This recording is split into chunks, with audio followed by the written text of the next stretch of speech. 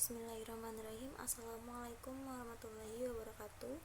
Kami dari kelompok 5 akan mempresentasikan tugas sistem informasi akuntansi kami yang berjudul Perancangan Sistem Informasi Akuntansi Penjualan pada PT Tower Technology. Sebelumnya, perkenalkan kelompok 5 terdiri dari 3 orang. Yang pertama ada saya sendiri, Yuni Kamali. Selanjutnya ada saudari Farida dan saudari Haurora. Untuk pembacaan slide yang pertama akan dibawakan oleh saya sendiri. Langsung saja kita mulai. Yang pertama di sini ada daftar isi.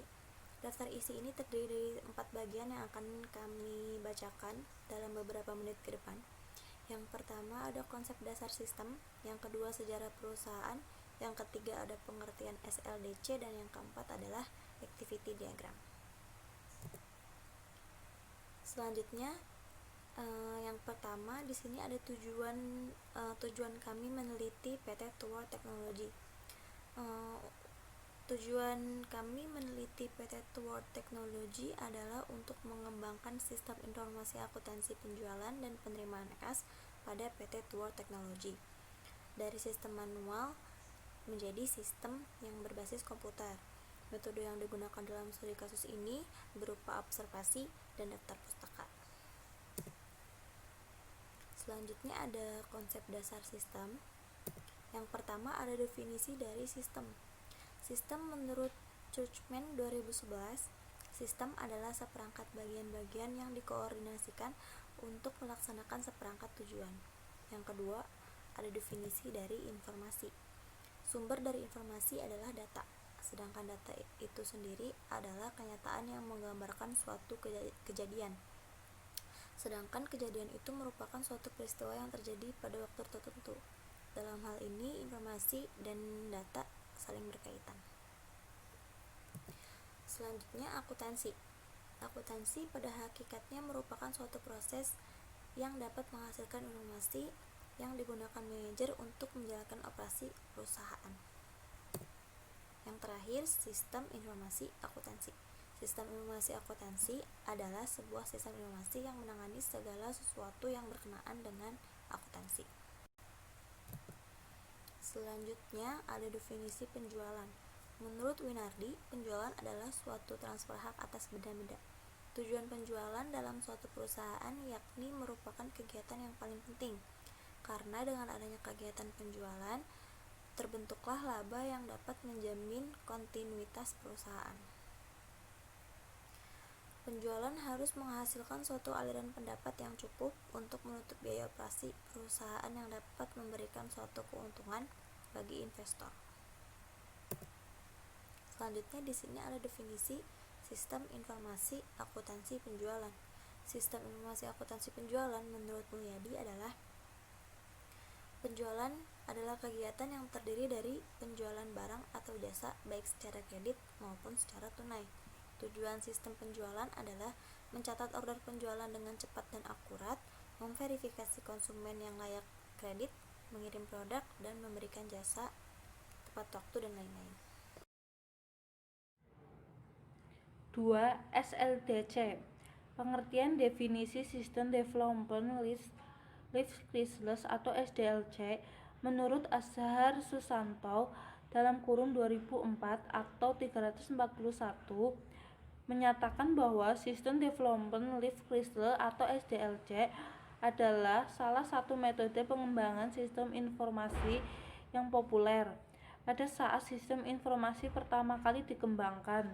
Metode SDLC adalah tahap-tahap pengembangan sistem informasi yang pertama kali dikembangkan yang dilakukan oleh analisa sistem dan programmer untuk membangun sebuah sistem informasi. Pembagian SDLC. 1. Metode waterfall. Gambarnya bisa dilihat di layar, yaitu ciri-cirinya. 1.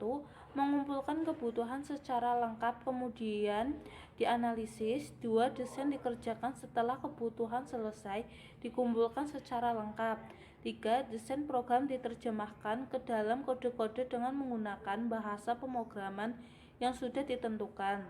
4. Menyatukan unit-unit program. 5. Memperoperasikan program, yaitu kedua prototipe. yaitu prototiba dalam bahasa Indonesia diartikan dengan istilah purwarupa. Istilah tersebut berarti model awal atau rancangan semestara yang masih membutuhkan berbagai penyesuaian sebelum dinyatakan telah memenuhi hasil yang diinginkan. 3. Metode RAD. RAD adalah model proses pembangunan PL yang instrumental, pembangunan yang pendek atau singkat. RAD mengadopsi model waterfall dan membangun dalam waktu singkat dicapai dengan menerapkan Company-Based Construction.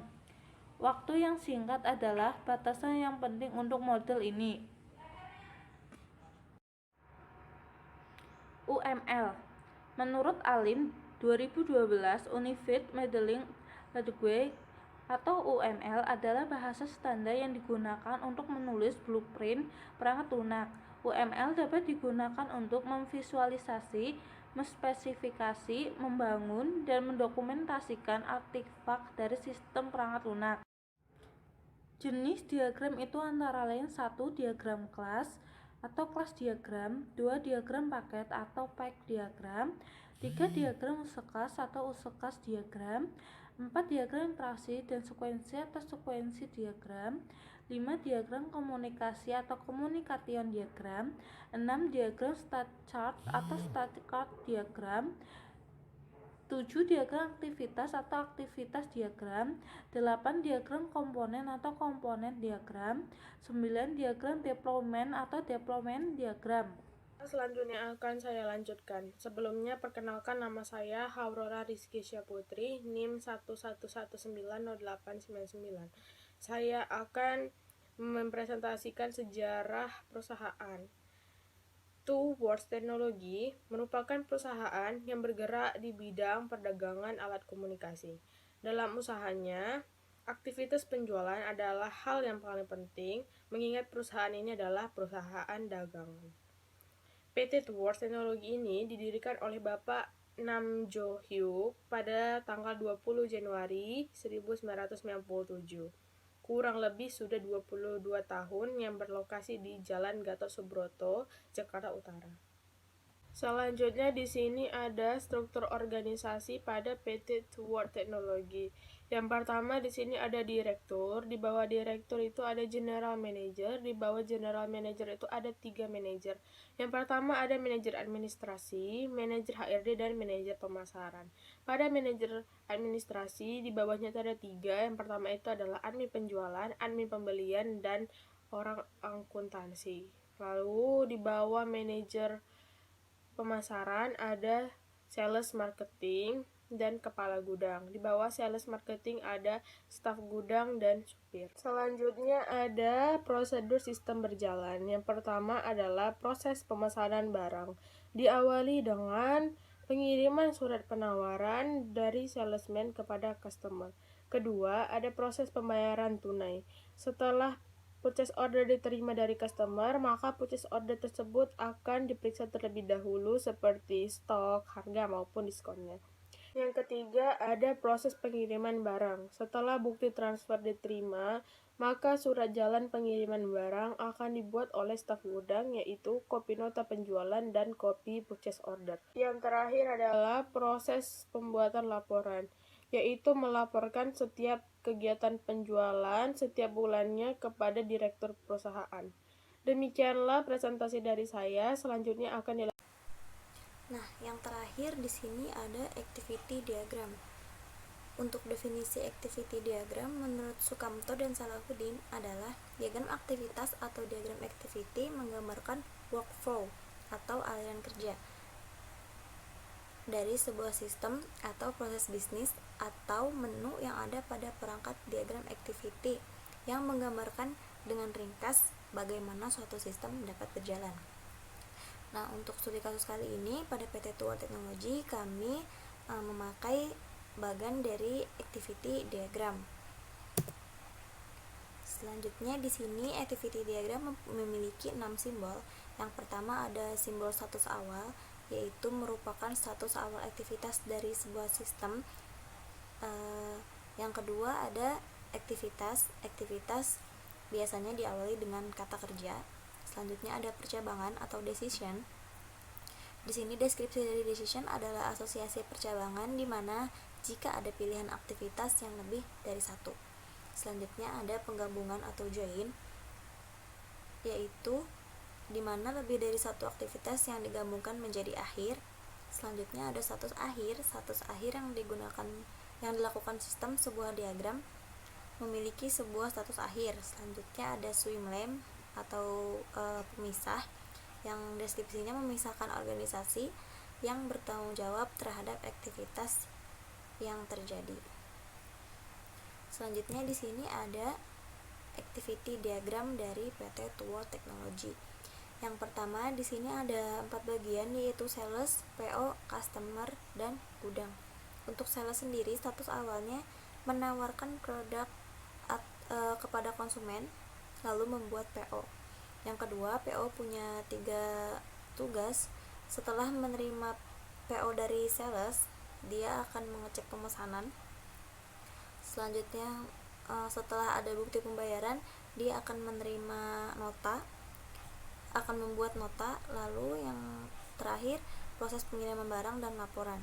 Selanjutnya ada customer melakukan transaksi kepada bagian administrasi. Nah, ini dia punya join kepada PO. Selanjutnya orang gudang menyiapkan barang yang akan dikirim.